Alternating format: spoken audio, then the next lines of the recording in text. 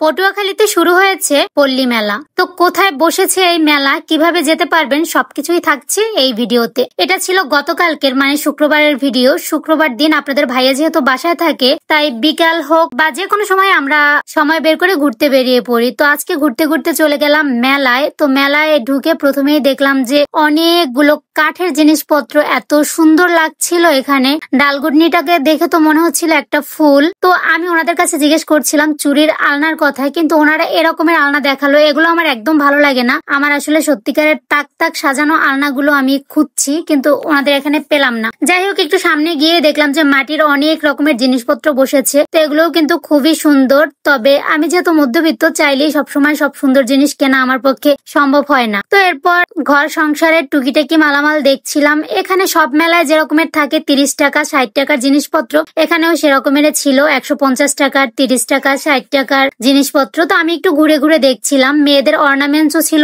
অনেক, ব্রেসলেট, পায়েল, কানের দুল, চুড়ি, এইসব আর কি, যেগুলো টুকিটাকি থাকে সবকিছু আমি একটু ঘুরে ঘুরে দেখছিলাম। ছোট্ট একটা মেলা, খুব বেশি যে স্টল বসেছে সেরকমের না। 2-3টা কসমেটিক্স এর স্টল, 2-3টা ঘর সাজানোর জিনিসপত্র আর বাচ্চাদের খেলনার স্টল, এসবই ছিল, খুব বেশি ছিল না। খাবার দাবারের স্টল থেকে শুরু করে সবকিছু মিলিয়ে 7-8টা স্টলের মতো ছিল। তারপর একটু সামনে এসে দেখলাম অনেকগুলো টয়ে, এত সুন্দর সুন্দর। তো মুগ্ধ সামনে ধরিয়ে আমি জিজ্ঞেস করছিলাম নিবে। ও তো খুব ছোট, এখনো বোঝে না নেওয়াটা। যাই হোক, ও যেহেতু বোঝে না তাই আমার টাকাটা বেঁচে গেল। এরপর আমি এই যে ঘর সংসারের টুকিটাকি কিছু মালামাল ধরে ধরে দেখছিলাম। দেখলাম যে সিরামিকের বেশ কিছু সুন্দর সুন্দর মগ কাপ ছিল, এগুলো কিন্তু খুবই কিউট। তো আপনাদের ভাইকে বললাম যে কিনে দাও, সে বলে আচ্ছা নেও। যেহেতু বলেছেন নেও, তাই আমি একটা একটা করে 3টা নিয়ে নিলাম, রাজের জন্য, আপনাদের ভাইয়ার জন্য আর আমার জন্য।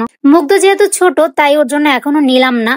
হয়তো ও বড় হতে হতে যখন ও চা খেতে শিখবে তখন এই সেটটা আমার নাও থাকতে পারে। যাই হোক, এরপর আমি বেশ কিছুক্ষণ ঘুরে ঘুরে সবকিছু ধরে ধরে দেখছিলাম। এখানে কোনো জিনিসই একদম কোয়ালিটিফুল ছিল না, একদম লো কোয়ালিটির, কেনার মতো না আমার মনে হয়। যাই হোক, কেয়ার করার। এরপর এই যে আমি একটা টিস্যু বক্স ধরেছি, এটা আমি মনে করেছিলাম যে এটা মেটালের হয়তো, কিন্তু হাতে নিয়ে দেখি প্লাস্টিকের। তো এই টিস্যু বক্সটা ওরা 700 টাকা চেয়েছিল। যদি মেটালের হতো আমি অবশ্যই 700 টাকা দিয়ে এটা নিয়ে আসতাম। যেহেতু প্লাস্টিক এবং কয়েকদিনের মধ্যে কালো কালো হয়ে যেতে পারে, তাই আর এতগুলো টাকা দিয়ে কেনার ভরসা করলাম না। এরপর আমি সামনের দিকে এসে দেখি এই যে 60 টাকার স্টলে এরকম লম্বা একটা চামিচ। এই চামিচগুলো আমি আগের বার মেলা থেকে না কিনে খুব আফসোস করেছিলাম, তাই এবার যখন পেয়েছি সাথে সাথে নিয়ে নিলাম। তো এরপর সামনের দিকে এসে আমি বেশ কিছু টেবিল ম্যাট নিয়ে নিলাম। এখানে আমি 4 কালারের 8 পিস টেবিল ম্যাট নিয়েছিলাম একদম রিজনেবল প্রাইজে। তো এরপর ঘুরতে ঘুরতে সামনের দিকে চলে আসি। মেলায় খাবার দাবারের স্টলও বসেছিল, ফুচকা চটপটি থেকে শুরু করে কিছু ফাস্টফুড আইটেম সবকিছুই ছিল। আর রাইডের ভেতরে ছিল নৌকা, ভূতের বাড়ি, নাগরদোলা, বাচ্চাদের জন্য ট্রেন, এই ইত্যাদি ইত্যাদি ছোট ছোট রাইড গুলা ছিল। তেমন একটা ভিড় ছিল না, যেহেতু খুবই ছোট একটা মেলা, তারপরও মোটামুটি খারাপ ভিড় ছিল না। তো এখন বলি এই মেলাটা কোথায়। এটা আসলে পটুয়াখালীর বাউফলে বগায় পল্লী মেলাটা বসেছে। মনে হয় 6-7 দিন থাকবে। আমি আজকে শুক্রবার গিয়েছিলাম, আপনারা চাইলে ঘুরে আসতে পারেন। মেলাটা ছোট, কিন্তু তারপরও জায়গাটা কিন্তু সুন্দর। আশপাশটা ঘুরতে আপনাদের খুবই ভালো লাগবে। তো আমরা গিয়েছিলাম লোহালিয়া হয়ে, কিন্তু ফেরার পথে আমরা ফেরি পার হয়ে পাগলা হয়ে পটুয়াখালীতে ব্যাক করি। তো আজকের ভিডিওটা এখানেই শেষ করছি। ভালো থাকবেন সবাই, আল্লাহ হাফেজ।